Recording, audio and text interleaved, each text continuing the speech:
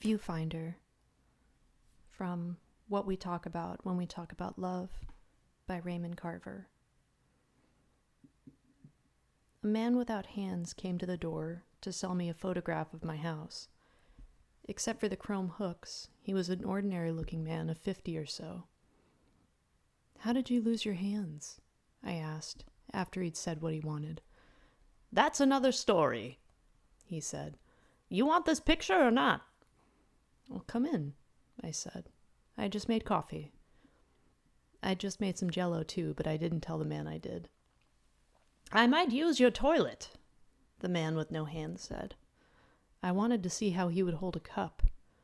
I knew how he held the camera. It was an old Polaroid, big and black. He had it fastened to leather straps that looped over his shoulders and went around his back, and it was this that secured the camera to his chest. He would stand on the sidewalk in front of your house, locate your house in the viewfinder, push down the lever with one of his hooks, and out would pop your picture. I'd been watching from the window, you see. "Where did you say the toilet was?" It's down there. Turn right." Bending, hunching, he let himself out of the straps. He put the camera on the sofa and straightened his jacket. "You can look at this while I'm gone." I took the picture from him. There was a little rectangle of lawn, the driveway, the carport, front steps, bay window, and the window I'd been watching from in the kitchen. So why would I want a photograph of this tragedy? I looked a little closer and saw my head. My head. In there, inside the kitchen window. It made me think. Seeing myself like that, I can tell you, it makes a man think. I heard the toilet flush. He came down the hall, zipping and smiling, one hook holding his belt, the other tucking in his shirt. "What do you think?" he said. "All right?" "Personally, I think it turned out fine. Don't I know what I'm doing? Let's face it, it takes a professional." He plucked at his crotch. "Here's coffee," I said. He said, "You're alone, right?" He looked at the living room. He shook his head. Hard, he said. He sat next to the camera, leaned back with a sigh, and smiled as if he knew something he wasn't going to tell me. "Drink your coffee," I said. I was trying to think of something to say. 3 kids were by here wanting to paint my address on the curb. They wanted $1 to do it. You wouldn't know anything about that, would you? It was a long shot, but I watched him just the same. He leaned forward importantly, the cup balanced between his hooks. He set it down on the table. "I work alone," he said.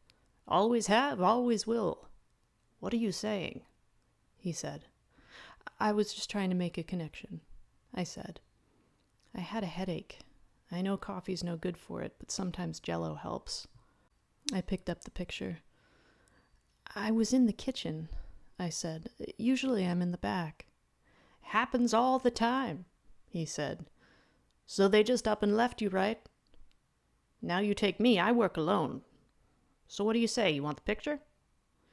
"I'll take it," I said. I stood up and picked up the cups. "Sure you will," he said. "Me, I keep a room downtown. It's okay. I take a bus out, and after I've worked the neighborhoods, I just go to another downtown. You see what I'm saying? Hey, I had kids once, just like you," he said. I waited with the cups and watched him struggle up from the sofa. He said, "That's what gave me this." I took a good look at those hooks. "Thanks for the coffee and the use of the toilet. I sympathize." He raised and lowered his hooks. "Show me," I said. "Show me how much. Take more pictures of me and my house." "It won't work," the man said. "They're not coming back." But I helped him get into his straps. "I can give you a rate," he said. "3 for $1, he said. "If I go any lower, I don't come out." We went outside. He adjusted the shutter. He told me where to stand, and we got down to it. We moved around the house, systematic. Sometimes I'd look sideways, sometimes I'd look straight ahead. Good, he'd say. That's good, He'd say, until we circled around the house and were back in front again. That's 20. That's enough. No, I said. On the roof, I said. Jesus, he said. He checked up and down the block. Sure, he said. Now you're talking. I said, the whole kit and caboodle. They cleared right out. Look at this, the man said, and again he held up his hooks. I went inside and got a chair, and I put it under the carport, but it didn't reach, so I got a crate and put the crate on top of the chair. It was okay up there on the roof. I stood up and looked around. I waved, and the man with no hands waved back with his hooks. It was then I saw them, the rocks. It was like a little rock nest on the screen over the chimney hole. You know kids. You know how they lob them up, thinking to sink one down your chimney. You ready? I called, and I got a rock, and I waited until he had me in his viewfinder. Okay, he called. I laid back my arm, and I hollered, now! And I threw that son of a bitch as far as I could throw it. I don't know, I heard him shout. I don't do motion shots. Again! I screamed, and took up another rock.